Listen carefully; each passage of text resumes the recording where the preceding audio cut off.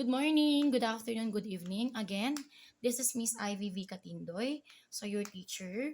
So today po, we will discuss conversion. This is for my students under NS002. So hopefully, you are reviewing this video for our upcoming final exam. Okay? So let's go with our conversion.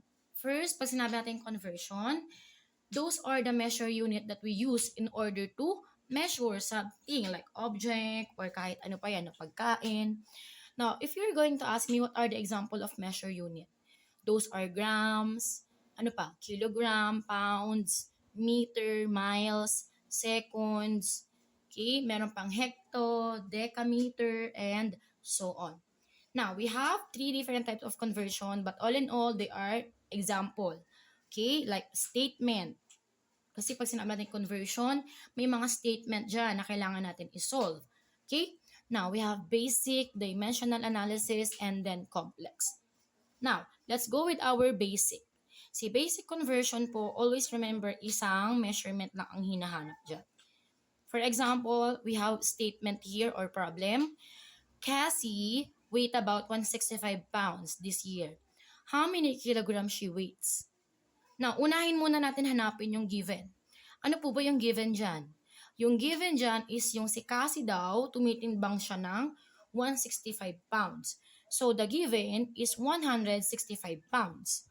Now, how many kilogram? Yun po yung problem natin. Si kilogram. Kasi siya yung hinahanap. Na, let's go with our solution. So, first, ang starter po natin dyan ay si 165 pounds. LBS, that is a symbol of pounds. After nyan, since meron na tayong starter, hahanap po tayo ng pwede nating gamiting measurement to solve the problem. Tatandaan natin, sulat natin. Ang given po ay 165 pounds. Tama? Ang problem, meron tayong kilogram. So, dapat yung pounds, i-convert natin yan into kilogram. Ano yung pwede natin gamiting measurement? Sabihin natin, sa loob ng 1 kilo, katumbas yan ng 2.2 pounds. So, pwede po natin gamitin yan, right? 1 kilo is equivalent of 2.2 pounds. Paano naman po yung ating arrangement? Now, write natin yung ating solution. This is the solution. Okay? Now, starter natin ay si given 165 lbs, that is pounds. We have to look at the most convenient or applicable measurement para dun ma-solve natin yung ating problem, which is kilogram. Kanina, nagbigay tayo ng example. 1 kilogram is equivalent to 2.2 pounds. Very good. Now, si pounds, yan po yung ating recent or previous measurement. Okay? So, dapat po, si pounds din po yung nasa denominator. Always remember that. Pag sinabi nating denominator, yun yung nasa baba. Numerator, yan po yung nasa taas. Okay, so write natin no pounds. Okay, ano yung pounds natin kanina? 2.2. Is that correct? Alright. Now, dito naman si kilogram, which is 1 kilogram. Kuha? Now, hindi pa po tayo pwedeng mag-solve. All we have to do first is cancel the same symbol. May LBS tayo dito, which is pounds. May pounds tayo dito. Cancel natin yan. Ang matitira po ay si kilogram. Tama? Si kilogram po ba yung hinahanap doon sa ating statement? Yes, si kilogram. Now, that's the time na pwede na tayong mag-stop. Paano po yung solving natin? All we have to do is 165 divided by, 165 multiply by 1. Multiply muna natin. 165 multiply 1. Or times 1, and then divided by 2.2. Okay, what will be the answer? Check natin if that is correct. So, gumamit tayo ng measurement. Cancel the same symbol. Again, pag po yan ay sinolve natin, 165 times 1 divided by 2.2, the answer will be 75 kilogram. Okay, this one is 75 kilogram. Meaning, kung si Cassie po ay tumitimbang ng 165 pounds, pag kinonvert natin yan sa kilo, meron siyang timbang na 75 kilogram. Understood? Yan. So, those are the examples of basic conversion. Another example po, So we have Arthur spent his holiday with his grandma for about 511,697 seconds. How many days he had with his grandma? So hanapin muna natin yung problem. The problem is 511,697 seconds. Always remember, kapag basic po, isa lang po ang given, isa lang din po ang problem. Si problem, siya yung hinahanap. Si given, siya po yung nakalagay as measurement, yung una. Okay? Now, yung problem, how many days? Meaning days po yung hinahanap. Kung si Arthur nag-spend ng holiday kasama ang kanyang grandma for about 511,697 seconds, pag kinonvert natin yan sa araw, the question is ilang araw. Okay? So solve po natin. Paano natin ulit i-solve? What will be the starter? Yung ating given, which is 511,697 seconds. Nakikita po? Now, hinanap natin yung ating pinaka-accurate and pinaka-applicable na measurement. Sabi natin, seconds, which recent or previous measurement, must put the same in our denominator. Okay? So, nilagay ko po si seconds sa baba. And then, yung ating ginamit na katumbas ni 60 seconds ay 1 minute. Tama? Sa loob ng 60 seconds, meron tayong 1 minute. Now, seconds yan, seconds to, kinancel natin. Understood? Anong natira? Minute. Si minute po, hindi po siya yung hinahanap kasi si days po ang hinahanap. Is that correct? Now, nag-add pa po tayo ng isa. Yan po ang ginawa natin, 1 hour over 60 minutes. Nilagay natin si 60 minutes kay denominator dahil si minutes yung natirang previous measurement. Now, what should we do? Kinancel natin si minute. Ang natira ay si hour. No, si hour ba yung hinahanap? Hindi, si days po. Now, add tayo ng isa pa. Alam natin na sa isang araw, meron tayong katumbas na 24 hours. Is that correct? Yes. Si hours po, since siya yung natira, siya yung magiging denominator natin. Right? Now, cancel the hours. So, lahat pa yan, mapapansin niyo may mga cancel na yan. Ang natira na lang ay si day. Si day po yung hinahanap, so therefore, stop na tayo dyan. Hindi na po tayo pwedeng mag-add ng measurement, tama? Kasi nakita na natin yung hinahanap. Now, kapag nakita na natin yan, pwede na po natin i-solve. Paano natin i-solve? Yung ating given, which is the starter, i-multiply natin yan sa numerator, and then yung sagot, i-divide natin kay denominator. Sige nga, what will be the answer? Alright, very good. So, the answer will be 5.92 days. Hindi siya pwedeng maging 7 days kasi po may punto tayo. Pero kapag sinabi nating 1 digit lang or whole number lang yung kailangan, magiging po yung 6 days. Pero dahil wala tayong sinabi or wala tayong naka-indicate na whole number, so ang kailangan po natin ay 2 decimal places or 2 decimal point, that would be 5.92 days. So sabi dito, si Arthur, nag-spend siya ng holidays niya sa loob ng 511,697 seconds. Kapag kinonvert natin yan sa days, we have 5 days and then 92 hours. Okay? Nakuha po ba? Very good. Now, let's go with the dimensional analysis. Well, lahat naman po ng problem set is required analysis. Okay? But this one, it requires analyzations and then understanding once na binasa nyo po yung inyong or yung ating problem statement. Now, like this one, these are the example of dimensional analysis. Now, the problem is or the statement is, if Karen makes 7 cakes in 3 hours, how many cakes she can make in 10 hours? Okay? So, medyo tricky po but then we have to answer this one. Paano po ba yung process or techniques in order to answer this type of example or problem? Now, sabi dito, si Karen daw, meron daw siyang 7 cakes in 3 hours. So, sabi, si Karen, kaya niyang gumawa ng 7 cakes sa loob ng 3 oras. Now, ang tanong, sa loob ng 10 oras, ilang cakes yung kaya niyang gawin? Tama? Now, we have given and then hours. Now, in this type of example or statement, all we have to do is write the problem as starter. Sulat natin. 10 hours. So, 10 hours will be our starter. Si problem po yung ating starter palagi. Ano yung given natin? So, hanap muna tayo ng applicable. Since hours po yung ating starter, ano ba yung pwede natin gamitin para po mahanap natin yung cakes? Actually, hindi na tayo pwedeng tumingin pa sa iba, like 60 minutes, seconds, hindi na natin hanapin yon. Gamitin na agad natin si given. Why? Kasi if you're going to look at the given, hours and then cakes. So, meron tayong hours, and then hinahanap ay si cakes. Tama? So, wag na tayong humanap ng iba pa. Gamitin na agad natin yung given kasi applicable naman yan. Is that correct? Now, sabi natin, yung hours, nasan siya? Nakay denominator o nakay numerator? Good job. Nakay denominator. So, si cakes po, that will be our denominator. Tatandaan nyo kung ano po yung ginamit nating recent or previous na measurement, siya po yung dapat nasa denominator.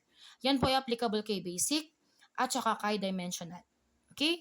So, cancel natin si hours and then hours kasi po they are same units. Ang natira na lang ay si cakes. Now, ang tanong, si cakes po ba ang hinahanap? Yes, si cakes ang kailangan. Ilang cakes, tama? So, since si cake po yung ating natira dyan, enough na po yan para po magkaroon tayo ng computation. Paano po yung computation natin? 10 multiplied by 7 or 10 times 7 divided by 3. What will be the answer? Sige, use your calculator. If you want to, you can pause this video to answer the question. Okay, so what will be the answer? Very good. That is 23.33 cakes. Again, we have to get the 2 decimal places. Some questions, it requires 4 decimal places or 1 decimal places, but it depends on the instruction. Okay? So, dito, pinag-multiply natin si 10 times 7 and then dinivide natin sa denominator, which is 3 hours. So, the answer will be 23.33 cakes. So, sabi dito, si Karen, kaya niyang gumawa ng ilang cakes? 23.33 cakes sa loob ng 10 hours. Okay? Now, very good. Let's go with our another example. Dimensional pa rin tayo. Sige, if you want to write the answer or try to solve this one, kindly pause na lang po. Okay? Now, the statement. 1 box can hold 28 cupcakes and 5 cups of flour are required to make 3 cupcakes. How many cups of flour are required to make enough cupcakes to full 12 boxes? Sige nga, try to solve it. Pause this video and then try to solve it. Alright, are you done? Did you get the answer? Sige, let's see if that is correct. So sabi dito, sa 1 box, kaya daw niyang humawak or mag-hold ng 28 cupcakes or maglaman ng 28 cupcakes, right? So that will be the one given. Kasi sa 28 cupcakes, kakasya yan sa 1 box. Another given, yung 5 cups ng harina, kaya daw niyang gumawa ng 3 cupcakes. Is that correct? Sige, double check. So, the given will be 1 box is equivalent to 28 cupcakes and 5 cups of flour are required to make 3 cupcakes or kayang gumawa ng 3 cupcakes. The problem is, sa loob ng 12 boxes na yan, ilang cupcakes po ba yung kaya? Ilang cups of flour po ba yung kaya para makagawa ng cupcakes? Okay? So, double check natin yan. So, we have problem, 12 boxes is equivalent to how many cups of flour or harina. Okay? Solve natin. Ano po ba yung magiging starter natin dyan? We will start the problem, which is yung 12 boxes. Tama? Now, if you're going to look at the statement, you have your given already, pwede natin gamitin yan to solve the problem. So, sabi dyan, 12 boxes. Yan yung starter natin. Ano po ba yung pwede natin gamitin na measurement para applicable? Okay, of course, yung 1 box is equivalent to 28 cupcakes. Is that correct? So, lagay natin yung box kay denominator kasi si box po yung previous measurement. And then, denominator will be 28 cupcakes. So, again, sulat natin. Always put close open parenthesis and then numerator, denominator. Okay? So, denominator is box and boxes. Kahit po plural or singular, pareho pong kahon yan. So, cancel natin kasi they are same unit. Natira si cupcakes. Si cupcakes ba yung hinahanap? Hindi po. Si flour po ang hinahanap or cups of flour. So, hindi pa tayo pwedeng mag-solve. or hindi pa tayo pwedeng mag-compute. Okay? So, try po natin si 5 cups of flour is equivalent to 3 cupcakes. Right? Applicable naman siya, tama? May cupcakes din. So, si cupcakes, dapat siya po yung nasa denominator. Okay? So, magiging 3 cupcakes sa baba, 5 cup of flour sa taas. Pareho ba tayo ng sagot? Okay, so what should we do then? Cancel the same symbol, right? Or measurement. Natira si 5 cups of flour. Si 5 cups of flour ba yung hinahanap? Yes. So, pwede na po tayo mag-stop dyan. What should we do then? 12 times 28 times 5 divided by 3. Ma'am, bakit po hindi natin sinama si 1? Kahit naman po isama natin yan, same answer pa din. Okay? O sige, try mo. 12 times 28 times 5 divided by 1 divided by 3. What will be the answer? Very good. 560 cups of flour. Uulitin ko, 560 cups of flour. So, yan po yung ating final answer. Meaning, sa 12 boxes, kaya nating mapagkasya yung 560, or kaya natin magamit yung 560 cups of flour. Okay? Naintindihan po ba yan? Alright, very good. Good job. Now, let's go with our complex conversion. The complex conversion require two-step conversion unit or also known kasi po hindi lang po isa yung hinahanap nating problem. Dalawa po yung hinahanap natin dyan. Okay? So, always remember kapag complex conversion po, lagi po yung may per seconds, per hour, per minutes, per miles, per meter. Okay? So, meaning they are considered as complex conversion. Now, we have a statement here as example. Sabi dito, the organism caught from Mars grows up to 1,100 feet per second. How many miles it grow per hour?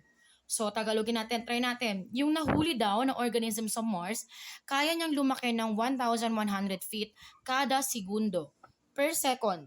Tama. How many seconds, okay? How many miles it grow per hour? Now, sabi natin, get the given and get the problem. So, yung given natin will be 1,100 feet equal 1 second. Class, pa-disregard po yung S. This one is considered second lang. Per second. Okay? Now, ulitin ko, yung given natin is 1,100 feet per second or 1 second. How many miles it grows per hour? So, the problem will be miles per hour. Tama? Or miles equals hour. 1 hour lang yan kasi per hour. Okay? So, write natin. These are the given and then problem. Ang problem, kailangan natin hanapin si miles at saka si hour sa pamamagitan ng feet and second. Tama?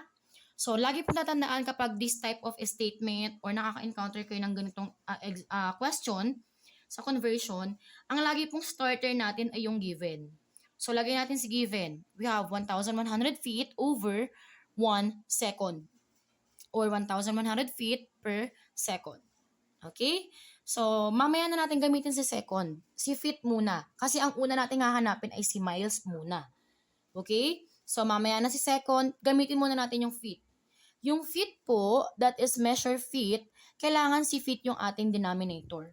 So, isip tayo, ano ba pwede natin gamitin convenient na measurement or pwedeng applicable?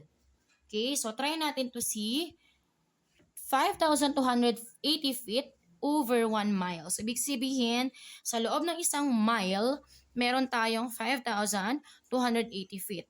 Yes, tama yon. Now, sabi natin feet, kapag same symbol, what should we do? Cancel those same symbol measurement. Right? Natira po si miles. Si miles ba yung hinahanap? Yes po, si miles yan. Yung miles ay MI. Right? So, dahil miles yan at miles to, stop na tayo dyan. Nahanap na natin yung first problem. What should we do? We should write point or dot. Okay? Ibig sabihin yan, nakita na natin yung unang problem na hinahanap. Okay? Now, ang second natin nga hanapin ay si R or si hour. Okay? Kailangan natin mahanap si hour sa pamamagitan ng second. Naintindihan? Okay, gamitin natin si seconds to get the hour. So since 6 second ay nasa denominator, kapag po nagsulat tayo ng another measurement, dapat po si second na kay numerator na. Right? Did you follow? Na, hanap tayo ng pwedeng gamitin na kailangan nandoon si second. Bago tayo pumunta kay hour, kailangan second muna, minute muna, and then hour na. Okay? So we have 60 seconds over 1 minute. Tama naman, tama. Sa isang minuto, we have 60 seconds. Seconds, pansinin nyo, tulad sinabi ko kanina, dapat nasa numerator na siya since yan po ay nasa denominator. What should we do? Seconds, cancel. Okay? Now, minute. Si minute ba yung hinahanap? No, si hours po or si hour. So, hindi pa tayo mag-stop. Mag-add tayo. Minute yung natira. Dapat si minute ay nakay numerator. Right? So, ano pa natin gamitin? Very good. 60 minute over 1 hour. So, minute, cancel the same measurement. Ang natira na lang ay si hour. Si hour po ba yung hinahanap? Yes, si hour po. Okay? So, pansin mo dyan, meron na tayong miles and then hour. Tama? So, miles and hour yung hinahanap. So, pwede na siya. Pwede na siyang i-compute. Paano ba natin i-compute yan? Unahin muna natin. Ito po ha. Always remember kapag ganitong types of statement, ganito po yung gagawin natin. I-multiply muna natin yung numerator and then write the answer here as numerator as well. And then multiply the denominator and the answer will be denominator as well. So sulat natin yan. Nakuha nyo ba? Same ba tayo na answer? Sige. So 1,100 feet times 60 times 60, we get 3,960,000. Tama? Now, since yan na lang po ang natira, kahit naman po ipag-multiply natin si 1 times 5 to 80 times 1 times 1, the answer will be 5,280. Is that correct? So, meron na tayo, right? Now, that's the time na pwede na po tayong mag-divide. Divide natin si numerator kay denominator. 3 million divided by, 3,960,000 divided by 5,280. What will be the answer? Sige, use your calculator. Very good. That will be 750 miles. This is MI class, okay? Kindly, correct na lang po. MI per hour. M is considered meter, so that should be MI. Okay? 750 MI per hour. Okay? Same ba tayo na answer? Very good. Good job. Okay? Now, try to solve this problem. Sige, get your paper or notes or whatever notes is that. So, try to solve this and then pause ninyo kung tama or pareho tayo ng answer. Always start with the given, get the given first, and then follow the problem. Write the solution, and then finalize to get the answer. Okay? Now.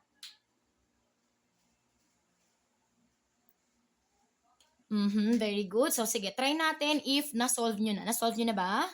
Good job. So, try natin if tama, no? Kung pareho tayo ng answer.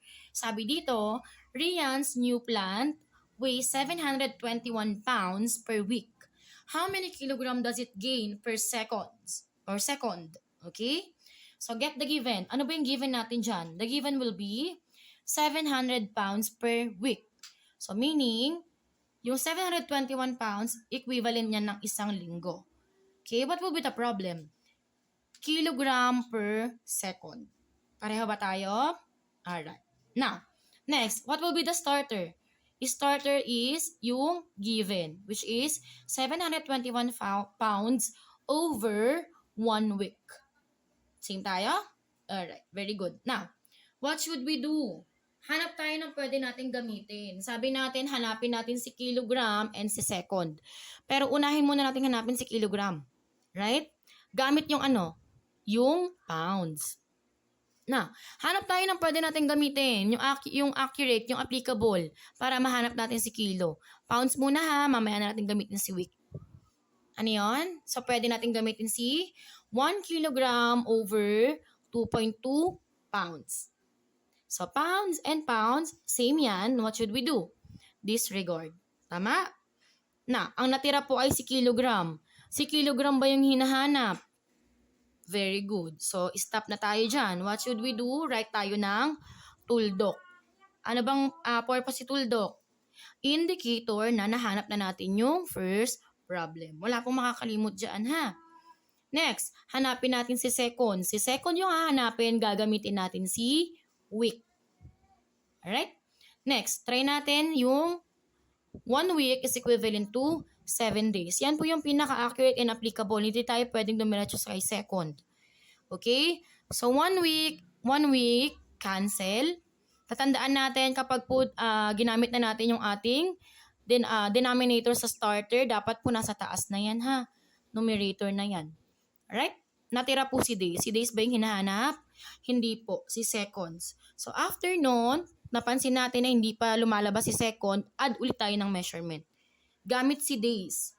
Ano bang pwede natin gamitin? Si 1 day over 24 hours. So, dadaan tayo kay hours, kay minutes, and then finally, uwi tayo kay second.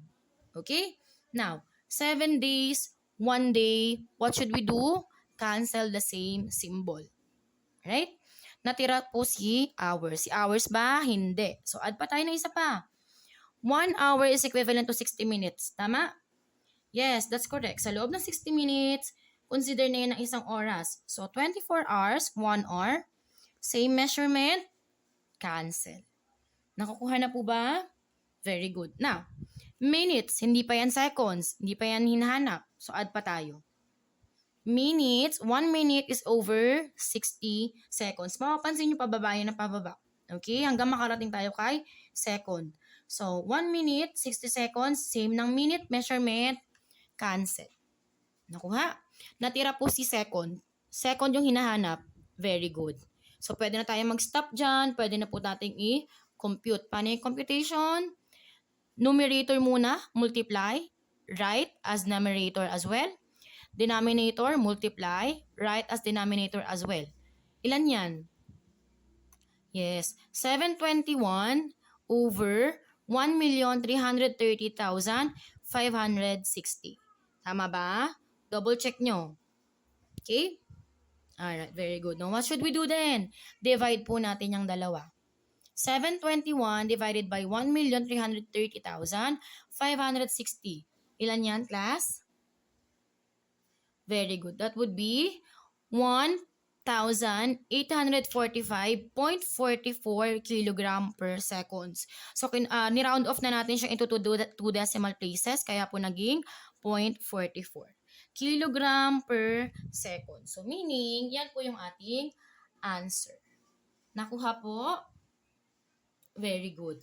So, ganyan po yung ating technique para po natin ma-solve yung conversion. Right? So, pwede po natin gamitin yan as references para po makapag-review tayo ng maayos. And that's the wrap. Thank you so much, class, students, for watching. So, sana nakatulong. And then, alam ko na kayang-kaya nyo yan. Okay? Maipapasa nyo yung inyong final exam or kahit na anong activities pa yan. Okay? Thank you for watching. And again, good luck. Godspeed to all. Keep safe. Bye-bye.